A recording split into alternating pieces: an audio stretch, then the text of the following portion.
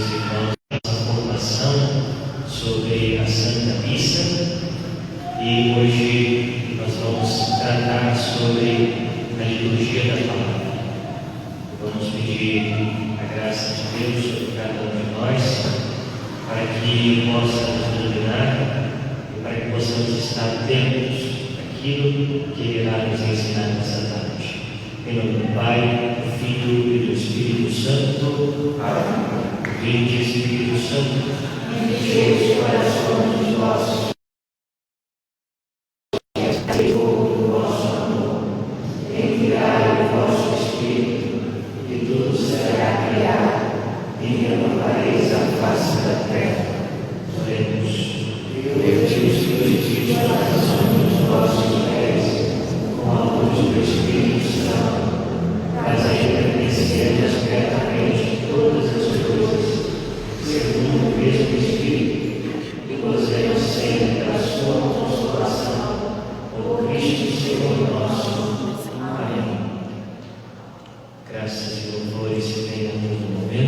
Ao Santíssimo e Diviníssimo Sacramento. Graças e louvores se deem a todo momento. Ao Santíssimo e Diviníssimo Sacramento. Graças e louvores se deem neste momento. Ao Santíssimo e Diviníssimo Sacramento. Glória ao Pai, ao Filho e ao Espírito Santo.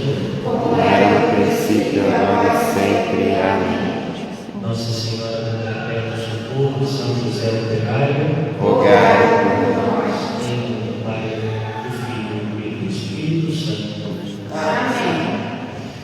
Bem, então inicio essa formação de hoje com um texto antiquíssimo de São Justino, que morreu mártir por volta do ano de 163 em Roma, onde ensinava filosofia.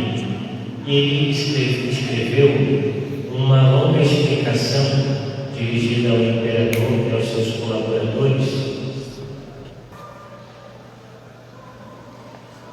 Caríssimos irmãos e irmãs, trago então no início dessa formação um texto de São Justino, que morreu mártir por volta do ano de 163 em Roma. Ele que escreveu uma longa explicação da Santa Missa dirigida ao imperador e aos seus colaboradores. E veja só o texto de São Justino.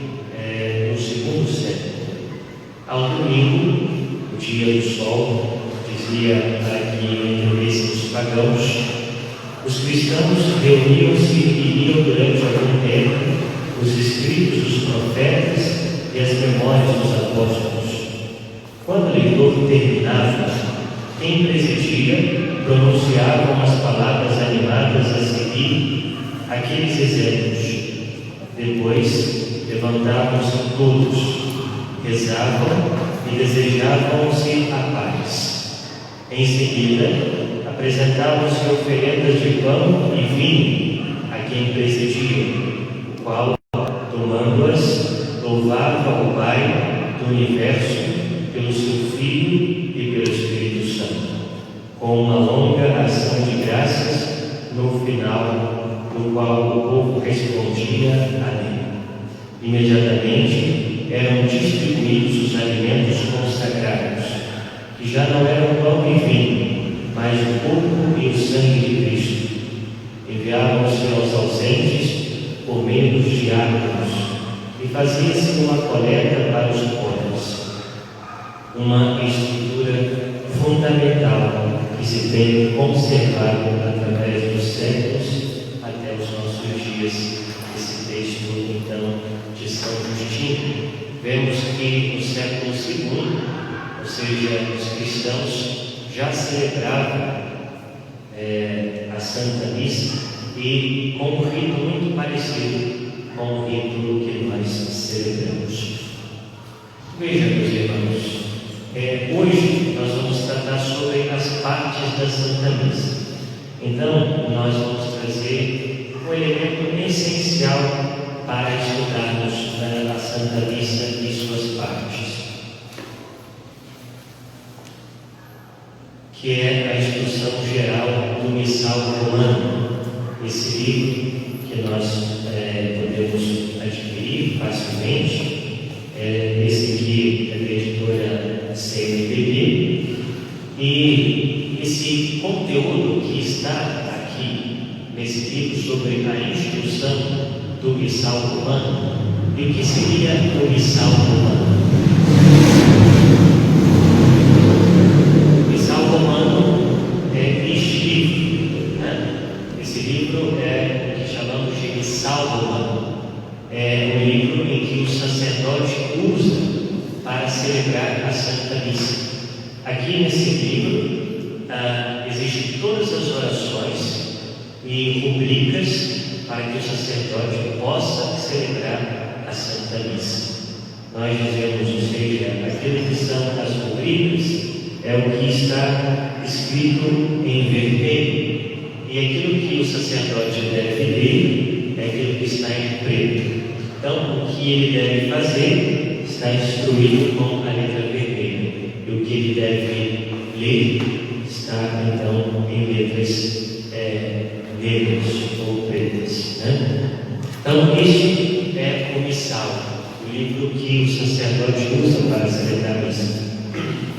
E dentro desse Missal há também uma instrução geral para usar esse Missal Romano, que também está contido neste livro. Nós vamos falar hoje sobre a liturgia da palavra. Mas antes de adentrarmos na liturgia da palavra em si, vamos falar um pouco também da introdução da Santa Missa, vamos falar um pouco dos ritos iniciais. Então, como nós já vimos nas formações anteriores, na missa ou ceia do Senhor, o povo de Deus é convocado e reunido sobre a presidência do sacerdote, que representa a pessoa de Cristo. Então, o sacerdote, que é aquele que é o presidente da celebração, ele faz as vezes de nosso Senhor Jesus na Santa Missa. Por quê? Porque a Santa Missa, como nós vimos, é o sacrifício perpétuo de nosso Senhor Jesus na cruz.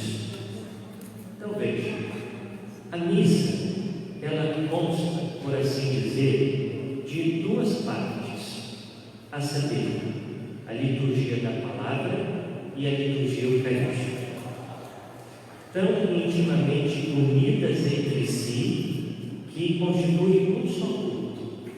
Então, quando nós falamos de partes da Santa Missa, nós estamos falando de um só culto, né? Ou seja, são duas partes unidas intimamente entre si, a liturgia da palavra e a liturgia eucarística. E vamos falar sobre, brevemente, alguns elementos da Santa Missa. Primeiro, sobre as leituras, a leitura e a explanação da Palavra de Deus.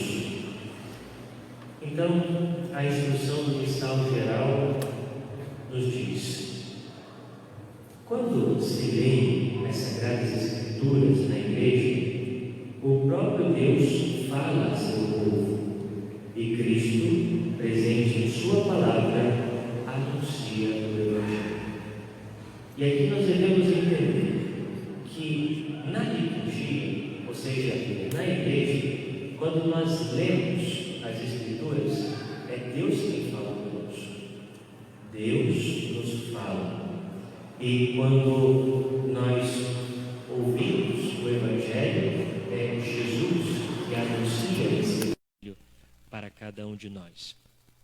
Por isso, diz a instrução, todos devem escutar com veneração as leituras da Palavra de Deus, elemento de máxima importância na liturgia. Veja, nesse momento, é necessário que os fiéis estejam muito atentos, né, para ouvir aquilo que está sendo lido. E é de grande importância por saber que é Deus quem nos fala. Talvez uma pergunta que nós poderíamos sempre fazer ao sair da Santa Missa seria o seguinte: quando sairmos da missa, pensarmos, qual foi a leitura lida? O que Deus falou através das leituras?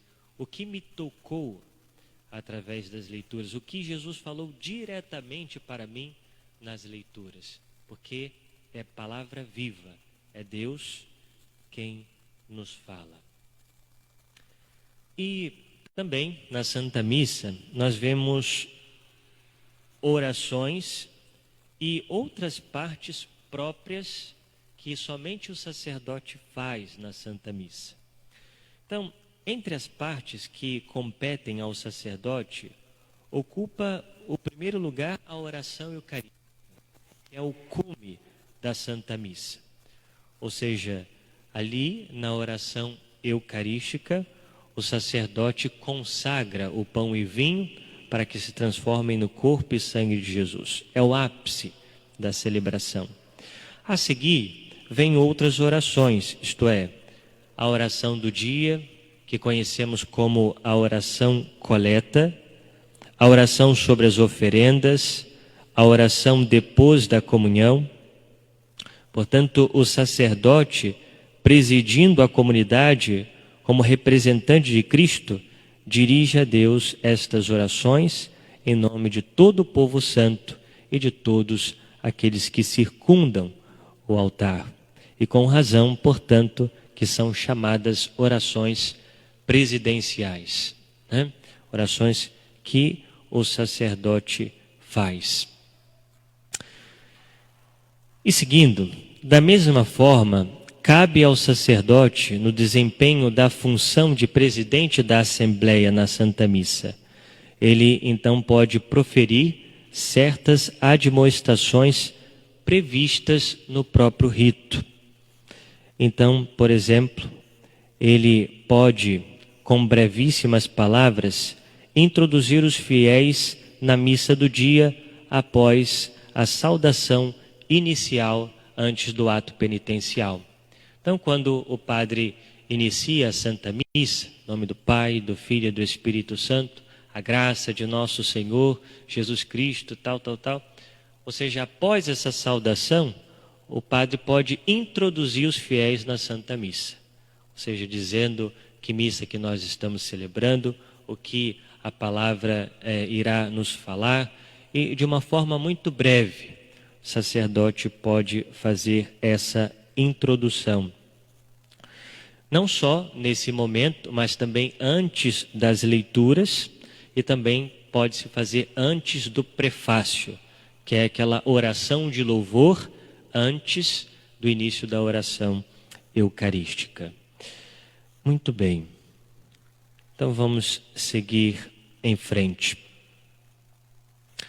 Também temos outras fórmulas que ocorrem na celebração. Sendo a celebração da missa, por sua natureza de índole comunitária, assumem grande importância os diálogos entre o sacerdote e os fiéis reunidos, bem como as aclamações. Aqui vale dizer que faz parte da participação dos fiéis as respostas dos fiéis, quando o sacerdote dialoga com os fiéis. O Senhor esteja convosco, Ele está no meio de nós. Corações ao alto, o nosso coração está em Deus. Ou seja, é um diálogo entre o sacerdote e os fiéis. Isso é um modo claro de participação dos fiéis na Santa Missa. E depois, ou seja, uma outra coisa importante que podemos aqui nomear é a questão do canto na Santa Missa, né? Nós sabemos que o canto é de suma importância, por isso dizia com razão Santo Agostinho: cantar é próprio de quem ama.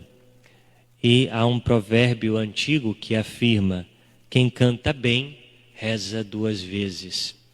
Então, o canto na liturgia, ele é muito importante. E diz a Igreja: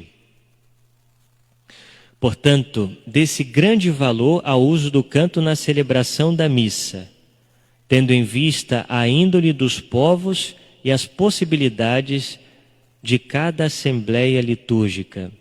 Ainda que não seja necessário cantar sempre todos os textos de per si destinados ao canto, por exemplo, nas missas dos dias de semana, deve-se zelar para que não falte o canto dos ministros e do povo nas celebrações dos domingos e festas de preceito.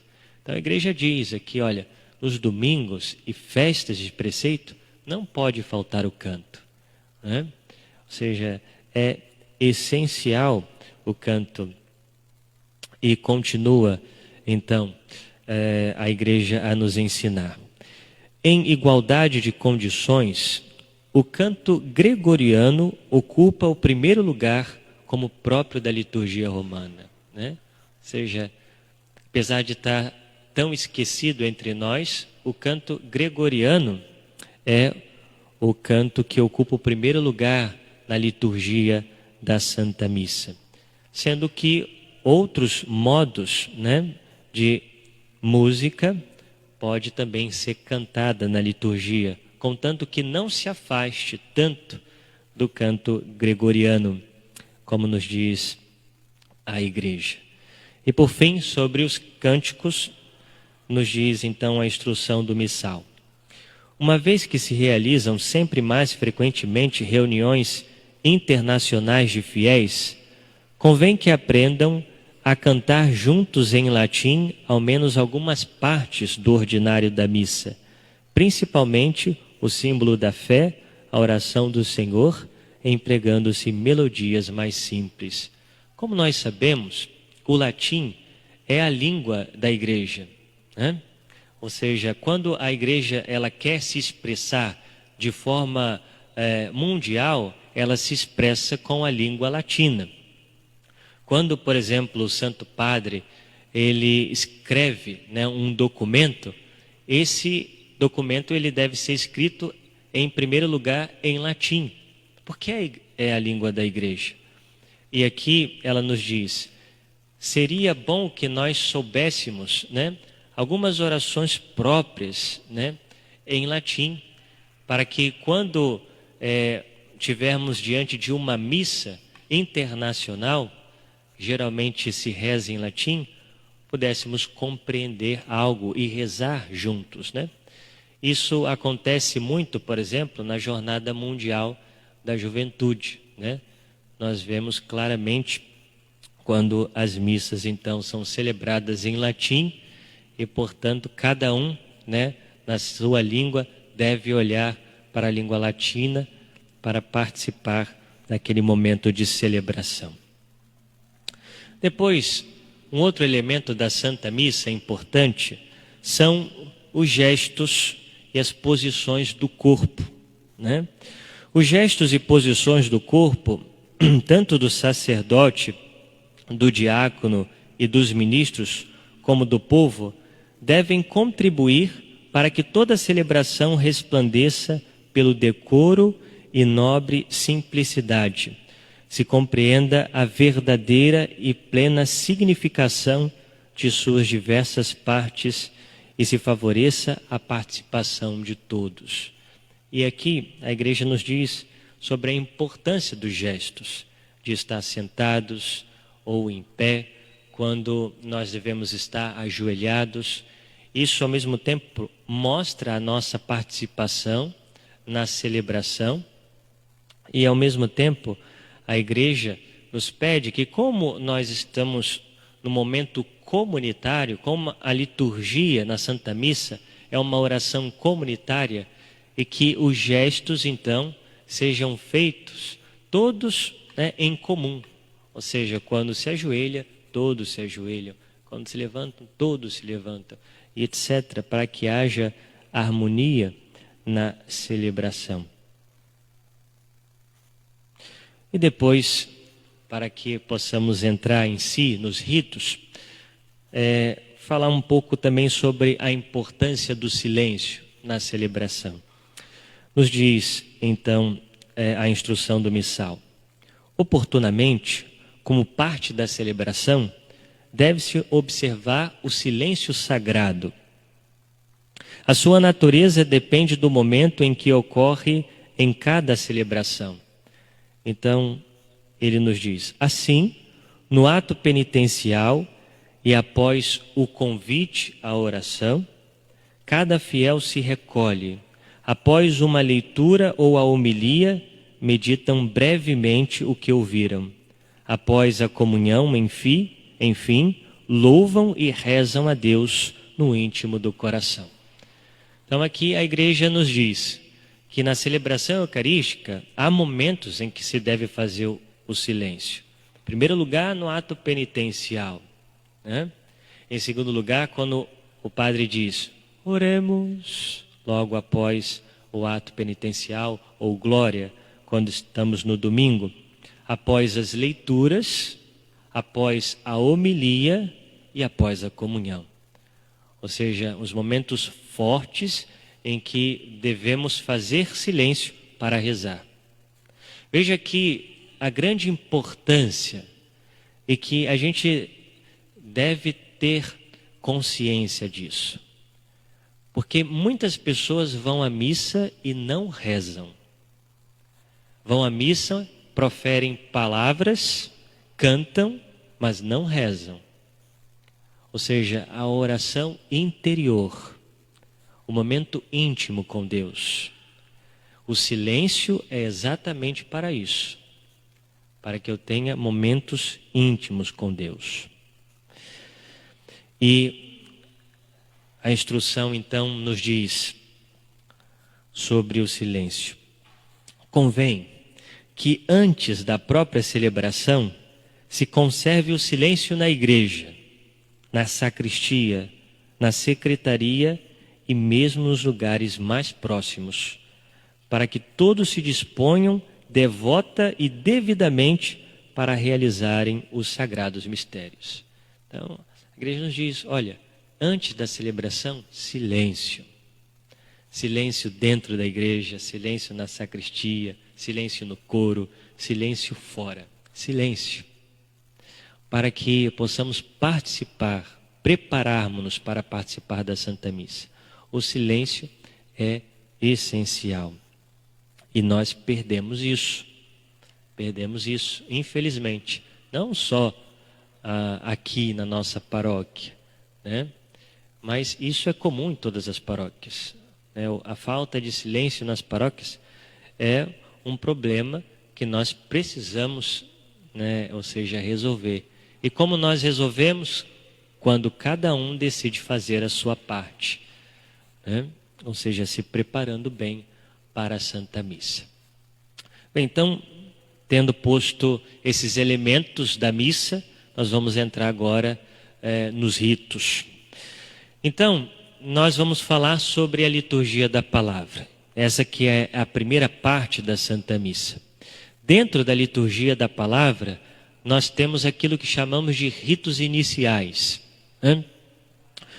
O rito inicial que começa com a entrada. Né? Mas, propriamente, o que seriam esses ritos iniciais? Nos diz a instrução. Os ritos que precedem a liturgia da palavra, isto é, entrada, saudação, rito penitencial, o Kyrie, o Glória, irmos as palavras que nosso Senhor quer nos dizer. Então, começa a Santa Missa com a entrada. Reunido o povo, enquanto o sacerdote entra com o diácono e os ministros, começa o canto de entrada. A finalidade deste canto é abrir a celebração, promover a união da Assembleia, introduzir no mistério do tempo litúrgico ou da festa e acompanhar a procissão do sacerdote e dos ministros. Então, ou seja, a entrada é para que então possamos nos introduzir na celebração. Pode-se haver um canto de entrada, ou se pode recitar a antífona. Há uma antífona de introdução à Santa Missa, que pode ser dito também no lugar do canto. Portanto, nós vemos aqui o significado da entrada. E chegando então, após a entrada, o sacerdote e os ministros fazem uma reverência ao altar, uma reverência longa. Essa reverência longa, ela é feita quando não há o sacrário na igreja. Quando nós temos o sacrário na igreja, se faz então a genuflexão, que é ajoelhar-se com um dos joelhos.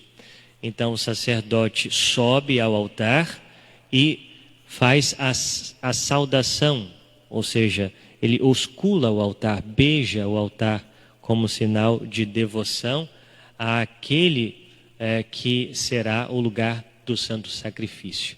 Porque o altar na Santa Missa também é Cristo, né? E por isso o sacerdote e o diácono, se houver, beijam o altar na entrada. Então, logo depois vem a saudação, né? Executando o canto de entrada, o sacerdote de pé, junto à cadeira, com toda a assembleia, faz o sinal da cruz. A seguir, pela saudação, expressa a comunidade reunida a presença do Senhor. Essa saudação é a resposta do povo, e a resposta do povo exprimem o mistério da igreja reunida. Então, é o sacerdote que diz, em nome do Pai, do Filho e do Espírito Santo. O povo apenas faz o sinal, né? E o sacerdote, então, faz a saudação inicial, que é uma saudação de bênção, a saudação de bênção de Deus, né? E aqui há a saudação principal, inicial da Santa Missa. Portanto, não se faz necessário, por exemplo, Padre dá bom dia, ou boa tarde, ou boa noite, porque ali já se faz a saudação inicial da Santa Missa. E quando os fiéis respondem, ali se expressa, então, ou seja,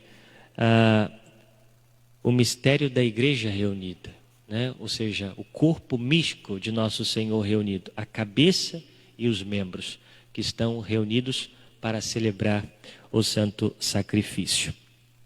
Feita a saudação, um povo, o sacerdote, o diácono ou outro ministro pode, com brevíssimas palavras, introduzir os fiéis na Santa Missa, como nós dizíamos anteriormente. Então, logo depois dessa parte da saudação, vem o ato penitencial, né?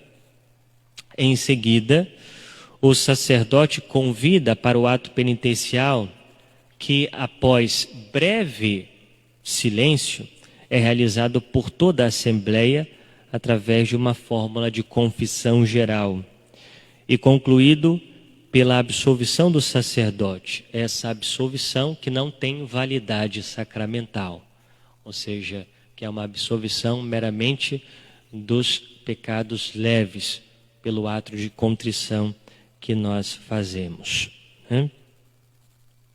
E aqui há uma diferença entre o ato penitencial e aquilo que nós chamamos de Kyrie, ou Senhor tem de piedade, né? Depois do ato penitencial, inicia-se sempre o Senhor tem de piedade, a não ser que já tenha sido rezado no próprio ato penitencial, ou quando é cantado. Por exemplo, quando a banda canta o ato penitencial, geralmente no meio do canto tem o Kyrie eleison, ou tem o Senhor tem de piedade. Por isso não se faz depois, porque junta o ato penitencial e o Senhor tem de piedade. No entanto, quando o padre faz um ato penitencial recitado como esse que eu vou dizer agora. Confessemos os nossos pecados. Confesso a Deus Todo-Poderoso, tal. Quando termina, o padre dá a absolvição e logo após diz o Kyrie: Senhor, tende piedade de nós. Cristo, tende piedade de nós. Senhor, tende piedade de nós.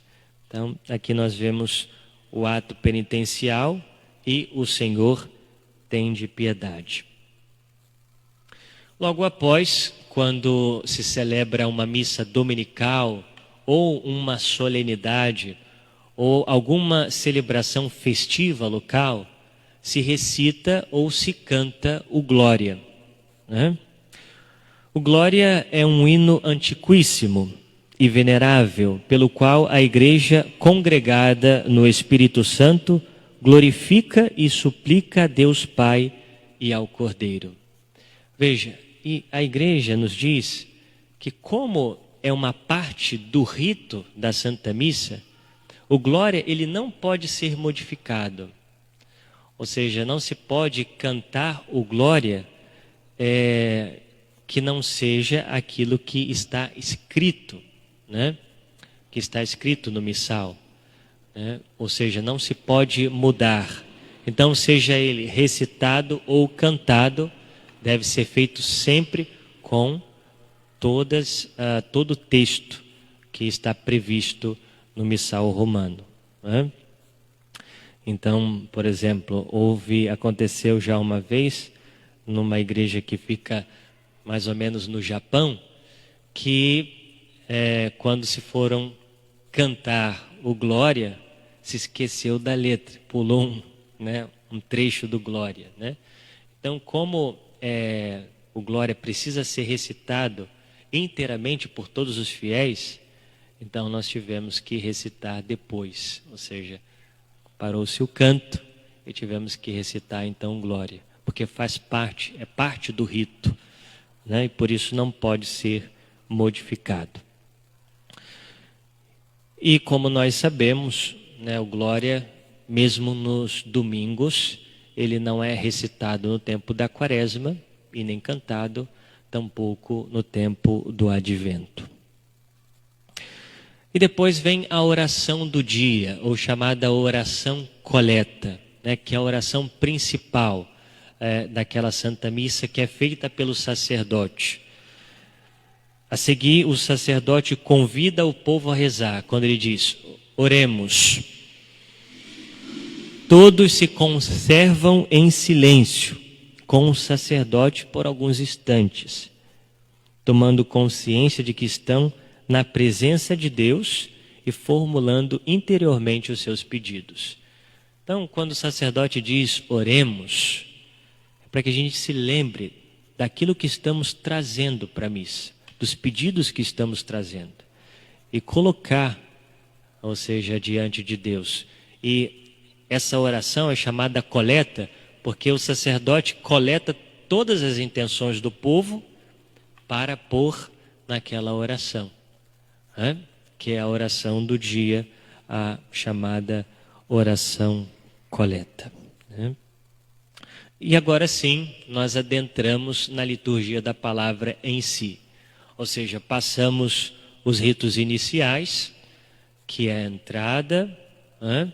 A saudação inicial, o ato penitencial, o Senhor tende piedade, o Glória, a oração coleta, e agora adentramos na liturgia da palavra.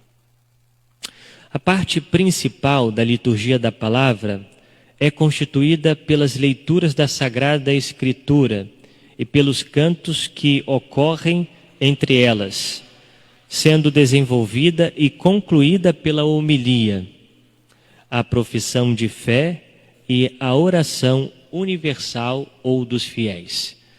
Então, veja, a liturgia da palavra ela é composta por leituras, né, e também por cantos. Esses cantos nós podemos chamar de salmos e também podemos chamar de aclamação ao Evangelho, também que pode se dar através de um canto, tendo as leituras como centro, depois a homilia, a profissão de fé, que nós chamamos de credo, e a oração universal, ou aquilo que chamamos de preces, né? Então, a instrução nos diz outro elemento importante. Pelo silêncio e pelos cantos, o povo se apropria dessa palavra de Deus e a ela adere pela profissão de fé. Alimentado por essa palavra, reza na oração universal pelas necessidades de toda a igreja e pela salvação do mundo inteiro. Então, ou seja, uma vez que nós ouvimos a palavra de Deus na liturgia, nós, quando vamos proferir, né, a nossa fé, o credo, é como se nós estivéssemos confirmando a palavra. Ou seja, eu creio naquilo que foi lido, eu creio naquilo que foi proclamado, e por isso nós professamos a fé. E depois, alimentados pela palavra, ou seja, e firmes na fé que professamos, nós elevamos as nossas preces a Deus através da oração universal. E veja, a igreja nos diz mais uma vez sobre o silêncio, e aqui propriamente dito na liturgia da palavra. A liturgia da palavra deve ser celebrada de tal modo que favoreça a meditação. Por isso, deve ser de todo evitado qualquer pressa que impeça o recolhimento. Então, a importância daqueles que leem, por exemplo, né? Ou seja, ler as leituras de forma vagarosa, para que todos possam compreender e meditar, né? E não, nesse momento, ser como um locutor de futebol. E aí Jesus fala, gol! Não. Ou seja, é o momento em que todos precisam ouvir cada palavra. Porque às vezes é aquela palavra que vai tocar o coração. E nós precisamos ter essa consciência. Porque se sabemos que é Deus que fala na liturgia da palavra, então nós temos uma responsabilidade tremenda. Ou seja, aquele que lê as leituras, né? Porque está fazendo naquele momento as vezes de Deus. Porque está proclamando a sua palavra.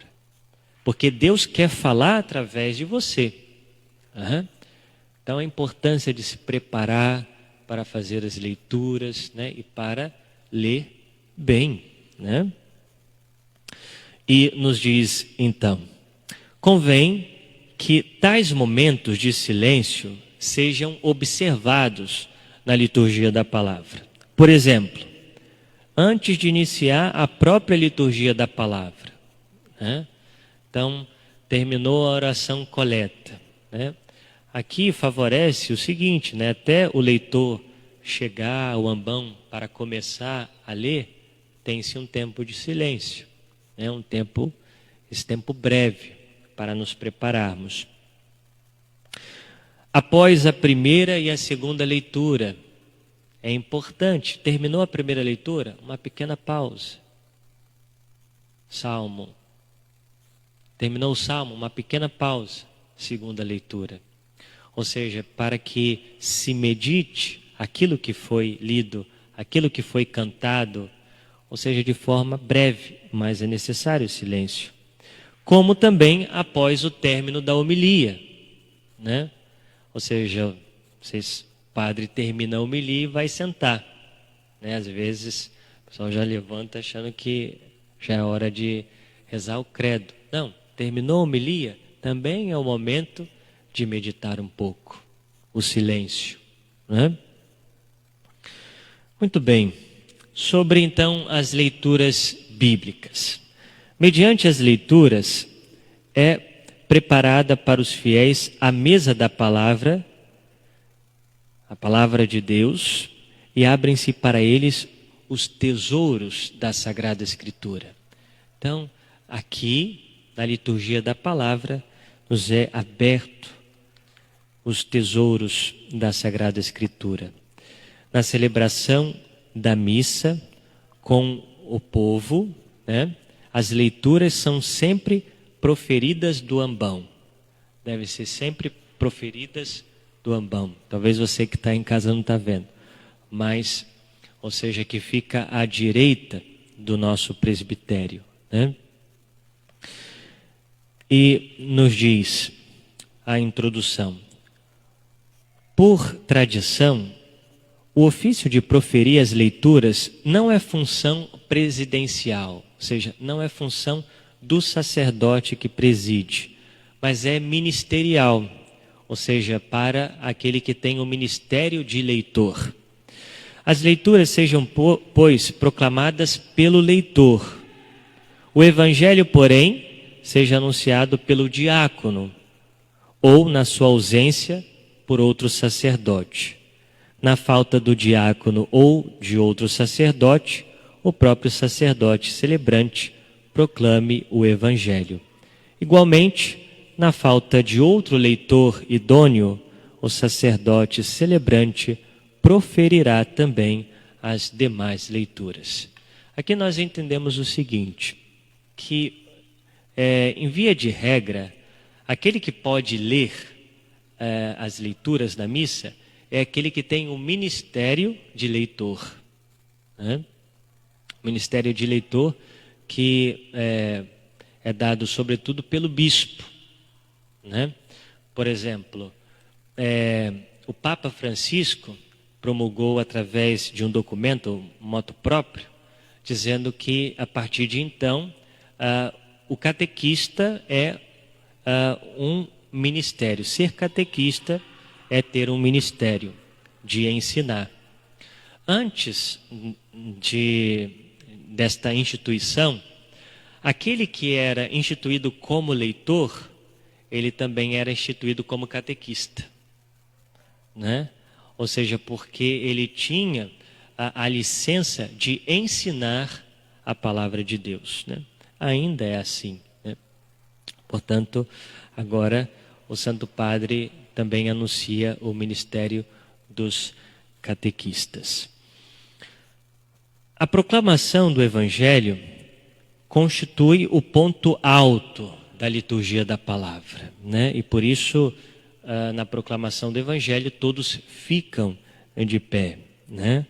A própria liturgia ensina que se lhe deve manifestar a maior veneração, uma vez que a cerca mais do que as outras leituras, de honra especial, tanto por parte do ministro delegado para anunciá-la, que se prepara pela bênção ou oração, como por parte dos fiéis.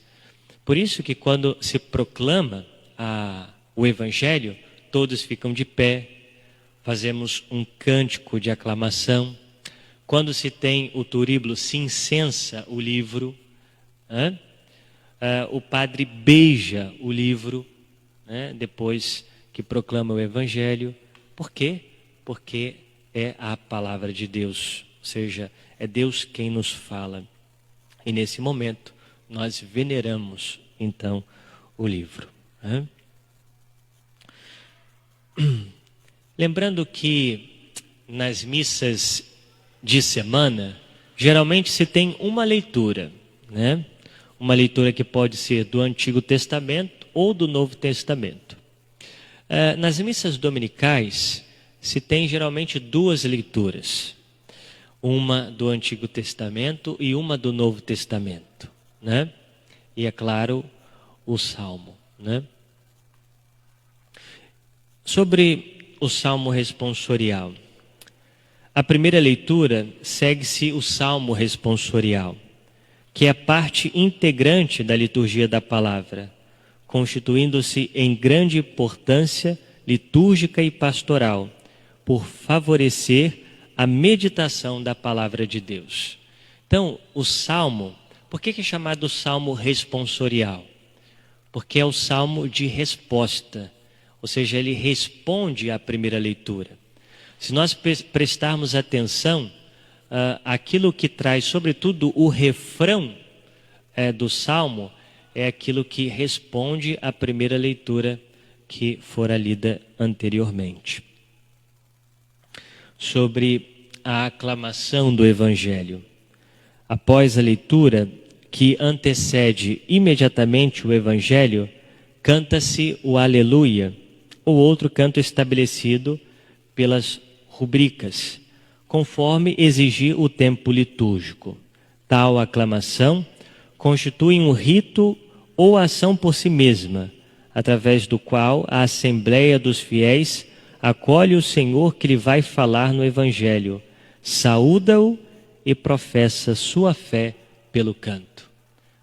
Vai falar o Evangelho, Jesus Cristo, aleluia. Ou seja, vai falar no Evangelho Jesus Cristo. Quem vai falar? Ele vai falar, né? Ou seja, então, através da aclamação, nós proferimos a nossa fé, que vamos ouvir Jesus falar. E por isso a atenção, por isso estar de pé e etc. Né? Muito bem. Tendo passado a aclamação do Evangelho, e quando nós proclamamos o Evangelho, faz-se a homilia. A homilia é parte da liturgia e vivamente recomendada, sendo indispensável para nutrir a vida cristã. Convém que seja uma explicação de algum aspecto das leituras da Sagrada Escritura ou de outro texto do ordinário ou do próprio da missa, levando em conta tanto o mistério celebrado como as necessidades particulares dos ouvintes. Então, na homilia, o que o padre deve fazer?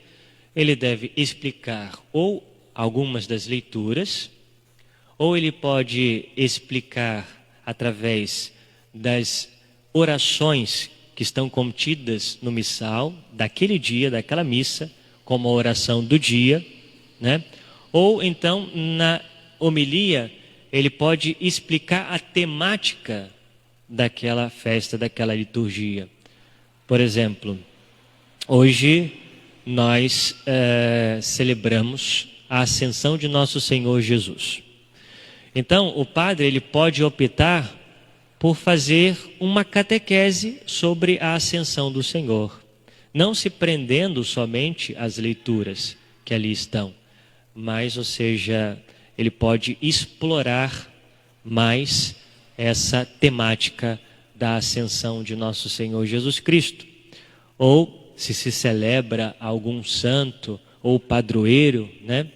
Ele pode, então, explorar mais a vida do santo, mais a vida daquele padroeiro, né? Pode-se fazer dessa forma.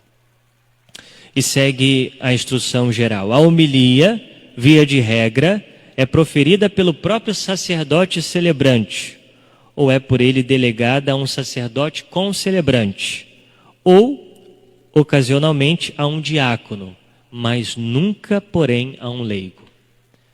Ou seja, um leigo nunca pode fazer a homilia, né? Ou seja, porque na liturgia, né?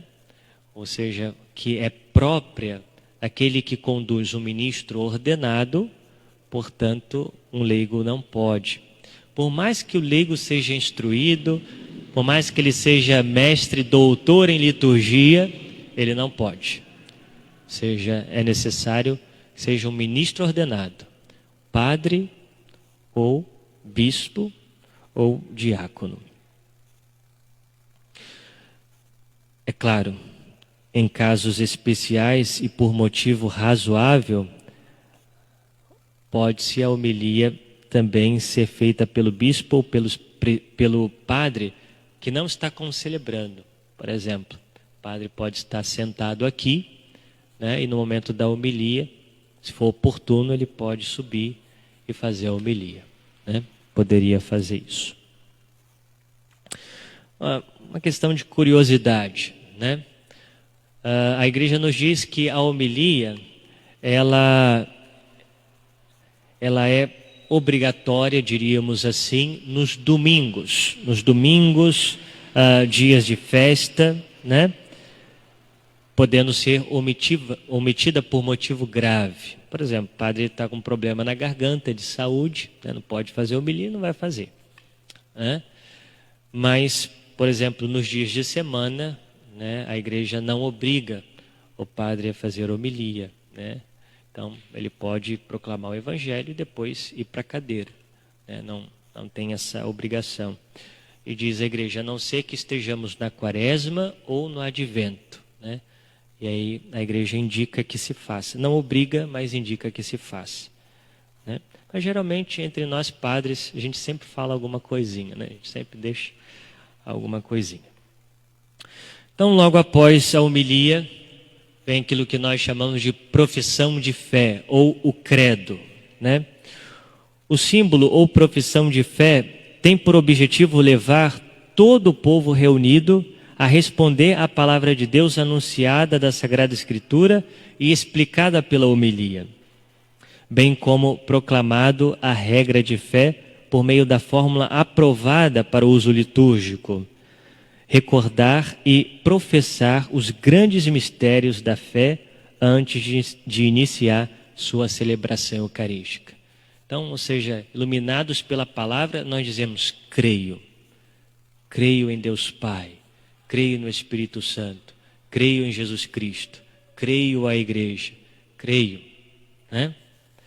E professar a fé nos prepara também para participarmos da celebração eucarística, isto é, do rito da liturgia eucarística, né? E por fim, terminando a liturgia da palavra, nós vemos a oração universal, ou as preces, né? A oração universal, ou a oração dos fiéis, o povo responde, de certo modo, à palavra de Deus acolhida na fé e, exercendo a sua função sacerdotal, eleva preces a Deus pela salvação de todos. Convém que normalmente se faça essa oração nas missas com o povo, de tal sorte que se reze pela Santa Igreja, pelos governantes, pelos que sofrem necessidades, por todos os seres humanos e pela salvação do mundo inteiro. Então, a instrução estabelece diríamos assim, um segmento para fazermos as preces. E diz, normalmente serão estas as séries de intenções. Primeiro, pelas necessidades da igreja. Depois, pelos poderes públicos e pela salvação de todo o mundo. Em quarto lugar, pelos que sofrem qualquer dificuldade. E por fim, pela comunidade local, né? Então, assim, podemos preparar as preces.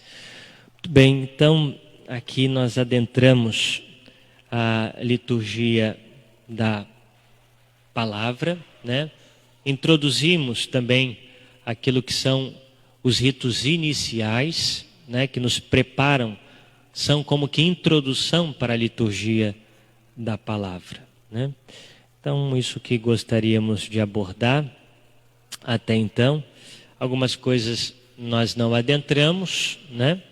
Mas se tiverem alguma pergunta com relação aos ritos iniciais e à celebração da palavra, nós estamos aí, temos alguns minutinhos para respondermos.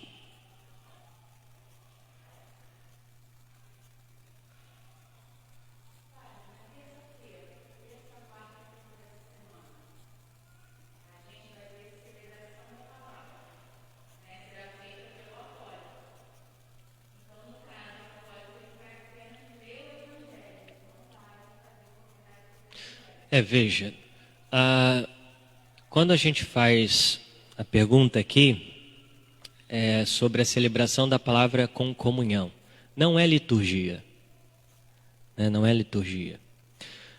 Liturgia é a ação da igreja, ou seja, que está presente o sacerdote, que faz as vezes de Cristo, e o povo, a igreja inteira. Ou seja, Jesus e os membros, a cabeça e os membros. Quando está presente a cabeça e os membros, é liturgia. É uma ação de Cristo e do povo, né? Ou seja, de Cristo e os fiéis, os membros da igreja, que elevam então, ou seja, a oração, adoração ao Pai, né?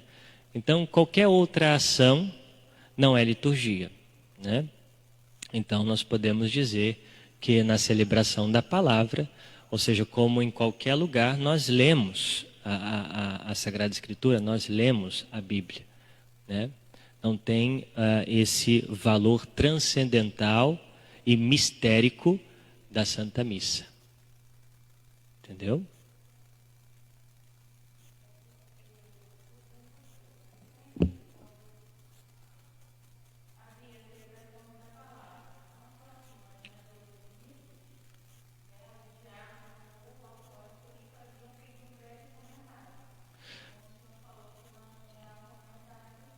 Veja, na celebração da palavra, não se faz necessário o comentário, né? Como também, se eu celebrar a Santa Missa no dia de semana, não é obrigatória a homilia, né? Mas, ou seja, se tratando de celebração da palavra, não é necessário, por exemplo, fazer a oração do dia, não é necessário fazer todas as leituras, bastaria fazer uma leitura que fosse, e não precisaria ser a leitura daquele dia.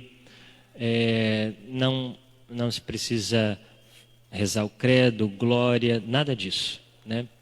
Bastaria um ato penitencial, saudação inicial, ato penitencial, ou seja, ler uma leitura da Sagrada Escritura, ou seja, expor o Santíssimo, né? Fazer a oração do Pai Nosso, né? Dizer: eis o Cordeiro de Deus que tira o pecado do mundo, e entregar a comunhão. Isso bastaria, né? Ou seja, o que a gente coloca é meramente acréscimo, mas não é necessário. O que eu penso, né, que é muito importante, quando se faz a celebração da palavra, tomar muito cuidado para que não se pareça nada com a missa, né? Então, esse é o cuidado que se deve tomar.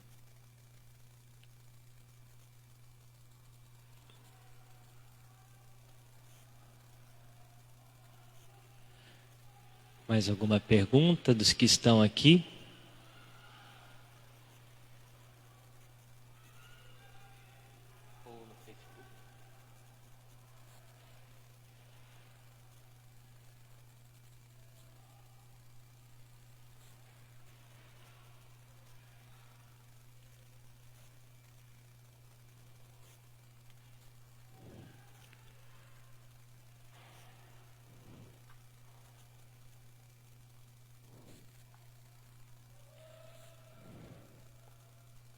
Não?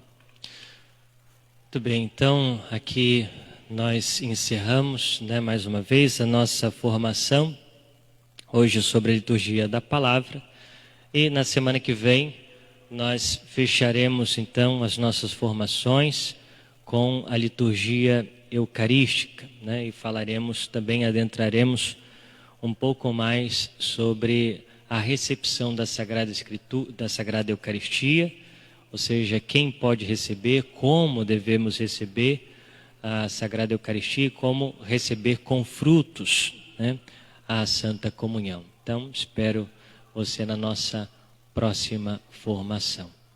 Glória ao Pai, ao Filho e ao Espírito Santo. Ave Maria, cheia de graça, o Senhor é convosco. Bendita sois vós entre as mulheres, bendito é o fruto do vosso ventre, Jesus. Santa Maria, Mãe de Deus, rogai por nós, pecadores, agora e na hora de nossa morte. Amém. Nossa Senhora do Perpétuo Socorro e São José Operário, em nome do Pai, do Filho e do Espírito Santo. Amém.